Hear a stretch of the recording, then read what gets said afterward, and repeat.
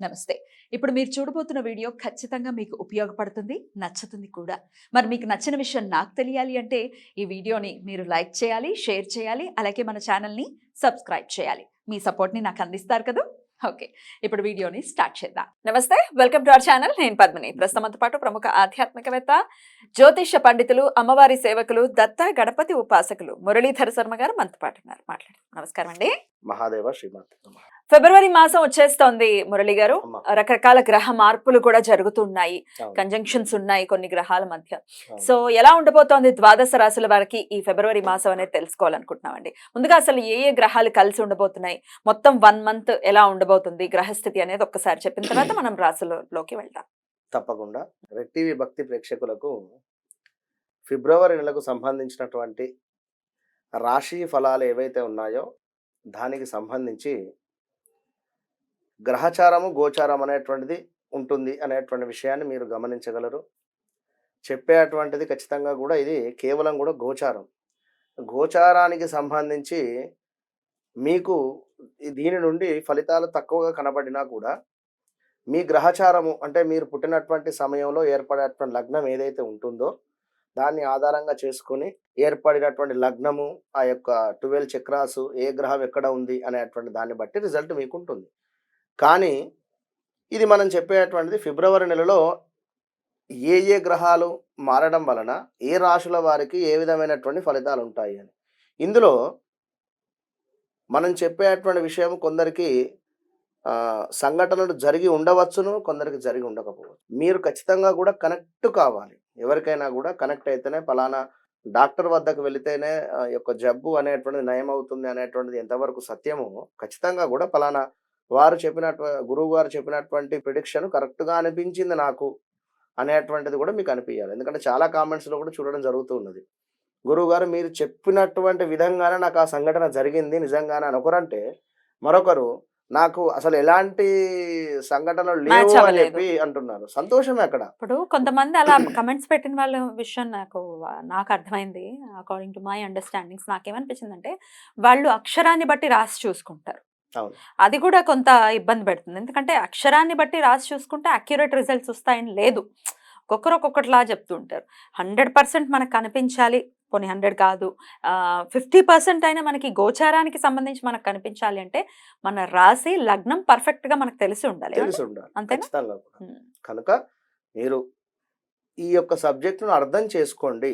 ఏదో కర్కాటక రాశికి బాగాలేదు అంటే బాగాలేదు అని చెప్పి నాది కర్కాటక రాశి అని చెప్పి అనుకోవద్దు. కనుక మీకంటూ ఒక డేట్ ఆఫ్ బర్త్, పుట్టిన సమయాన్ని బట్టి నిర్ధారణ ఉంటుంది. దాన్ని బట్టే మీరు ముందుకెళ్ళాలి. ఇక అవి లేవు అనుకుంటే అది సెకండరీ విషయం. దానికి సంబంధించింది చాలా టాపిక్స్ మాట్లాడడం జరిగింది. మీరు చూసుకోండి. ముందుగా హ్మ్. మరి గ్రహస్థితి ఎలా ఉందండి ఫిబ్రవరి మాసంలో? ఫిబ్రవరి మాసానికి సంబంధించి మనకు యొక్క సూర్య భగవానుడు మకరంలోకి రావడము మనకు మకర మకర సంక్రాంతి నాడు. సంక్రాంతిని హ్మ్. పురస్కరించుకొని అది పెద్ద గ్రహమే. హ్మ్. ఈ శని భగవానుడు ఎక్కడైతే ఉన్నాడో అక్కడే కుంభంలోనే ఉన్నాడు. తనకు సంబంధించి ఎలాంటి మార్పు లేదు. గురువు గారు కూడా మేషంలోనే ఉండడం జరిగింది. కనుక తనకు సంబంధించింది ఏది లేదు. చూసుకున్న రాహుకేతువులు అక్కడే ఉన్నారు. ఇక్కడ కన్యలో, అదేవిధంగా అక్కడ హ్మ్. మన మీనంలో. మీనంలో హ్మ్. రాహువు. ఇక శుక్రుడు, కుజుడు, అదేవిధంగా బుధుడు, ఈ 3 గ్రహాలు మాత్రమే మారేటువంటి పరిస్థితి. ఈ 3 గ్రహాలు మారేటువంటి సందర్భంలో ఇక్కడ బుధాదిత్య యోగము ఏర్పడుతుంది. విన్నరా? ఫస్ట్ సూర్యుని వద్దకు బుధుడు వెళ్ళిపోతూ ఉన్నాడు. దానిని బుధాదిత్య యోగము. ఇది కొన్ని రోజులు కొన్ని రాశుల వారికి. అటు పిమ్మట కుజుడు వెళ్ళడం జరుగుతున్నది, అదే సూర్యుని వద్దకు. నెక్స్ట్ శుక్రుడు వెళ్ళడం జరుగుతున్నది. 4 గ్రహాలు ఒకే దగ్గర గ్రహ ఉండిపోతున్నాయి. యుద్ధం కూడా ఏర్పడేటువంటి పరిస్థితి ఉన్నది. ఎగ్జాక్ట్లీ.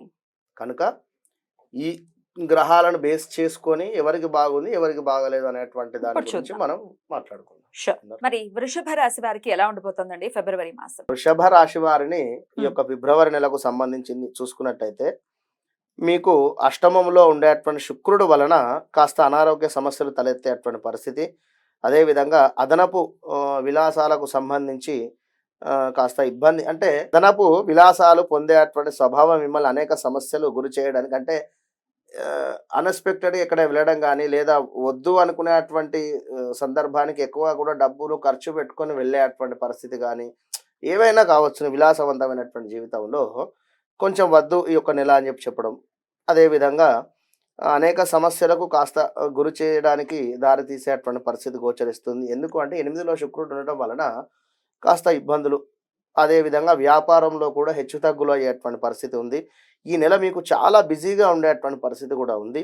ఎందుకంటే శని తన సొంత రాశిలోనే ఉండడం చేత చాలా అంటే చాలా మీరు పడినటువంటి కష్టానికి ప్రతిఫలము లభించేటువంటి పరిస్థితి గోచరిస్తుంది. ఎందుకు అంటే శని భగవానుడు ఎంతనైతే వర్క్ పరంగా ఎంత బిజీగా ఉంటామో ఖచ్చితంగా ఆ యొక్క శని భగవానుడు దానికి సంబంధించినటువంటి రిజల్ట్ ఇవ్వడం జరుగుతుంది. ఇంకను మీ యొక్క ఉండేటువంటి స్థానంలో మీకు గుడ్ విల్ పెరిగేటువంటి పరిస్థితి, విజయము అన్ని రకాలుగా కూడా సాధించడానికి ఎంతో కూడా దోహదపడేటువంటి పరిస్థితి ఉంది.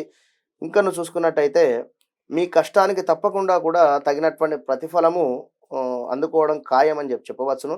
కానీ 6వ ఇంటికి అధిపతి శుక్రుడు కనుక 8వ ఇంట్లో అంగారకుడితో ఉన్నాడు.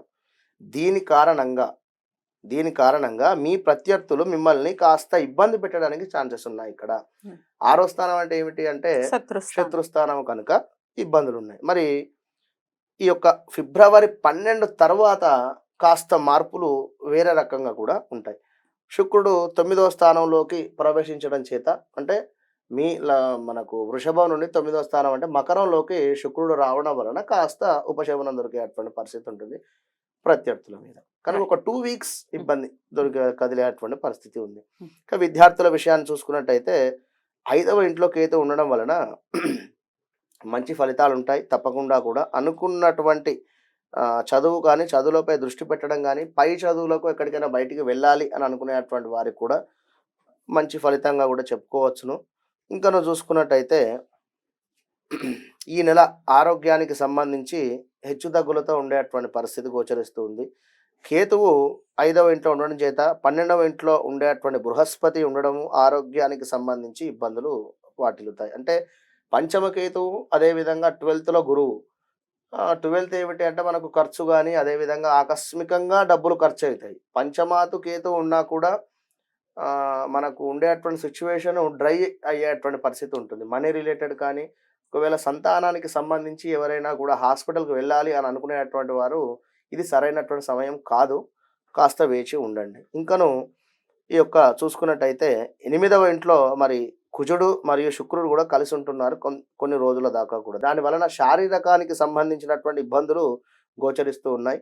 మొత్తం మీద ఈ యొక్క వృషభ రాశి వారికి 75% బాగుంది అని చెప్పవచ్చును. ఎందుకు అంటే 8వ స్థానంలో శుక్రుడు, అదేవిధంగా కుజుడు 9వ స్థానంలో కుజుడు ఉంటే ఏమిటి అంటే ఎంతటి పూజలు కావచ్చును, ఎంతటి పుణ్యం చేసుకున్నా కూడా 9లో కుజుడు ఉంటే ఏమిటంటే హరింపజేస్తాడు. ఎంతటి పుణ్యమైనా కూడా మనకు ఎక్కువ కూడా ఉండదు 9వ స్థానంలో. కానీ ఇక్కడ కుజుడు 9వ స్థానంలో ఉచ్చ పొందడం జరుగుతుంది కనుక మరి బాగానే ఉంటుంది అని కూడా చెప్పుకోవచ్చు. అయినప్పటికీ పరిహారాలు ఏమైనా వీళ్ళు పాటించాలా అంటే ఆరోగ్యానికి? తప్పకుండా గురువుకు సంబంధించి ఖచ్చితంగా కూడా దానం కానీ, గురువుకు సంబంధించినటువంటి స్తోత్రాలు కానీ, అదేవిధంగా దత్తాత్రేయ స్వామికి సంబంధించినటువంటి ఆరాధన కానీ చేసుకుండి తప్పకుండా కూడా మంచి ఫలితం ఉంటుంది. రైట్, చాలా బ్యూటిఫుల్ గా ఎక్స్ప్లెయిన్ చేశారు. డెఫినెట్ గా చెప్పినటువంటి విషయాల్ని దృష్టిలో పెట్టుకుని ఖచ్చితంగా సూర్య ఆరాధన అలాగే దత్తాత్రేయుని ఆరాధన విశేషంగా చేసుకోవాలి. ఉద్యోగానికి సంబంధించి మార్పులు చేర్పులు ఖచ్చితంగా ఉన్నాయి. మీరు ఖచ్చితంగా కూడా డెసిషన్ తీసుకోండి తప్పకుండా కూడా. ఈ యొక్క 2-3 నెలలు ఈ యొక్క గురువు మనకు ఏప్రిల్ మే దాకా కూడా ఉండడం జరుగుతుంది కనుక ఇప్పటి నుండే మీరు ఏమైనా జాబ్ రిలేటెడ్ వెళ్ళిపోవాలి అని అనుకునేటువంటి వారు, జాబ్లో ఏమైనా చేంజ్లు కోరుకునేటువంటి వారు ఖచ్చితంగా కూడా మీరు ముందుకు వెళ్ళవచ్చు. రైట్, చాలా బ్యూటిఫుల్ గా ఎక్స్ప్లెయిన్ చేశారు. థ్యాంక్ యూ సో మచ్ అండి. ఇక నెక్స్ట్ ఎపిసోడ్ లో మిథున రాశి గురించి మాట్లాడుకుందాం. నమస్తే. మహాదేవ.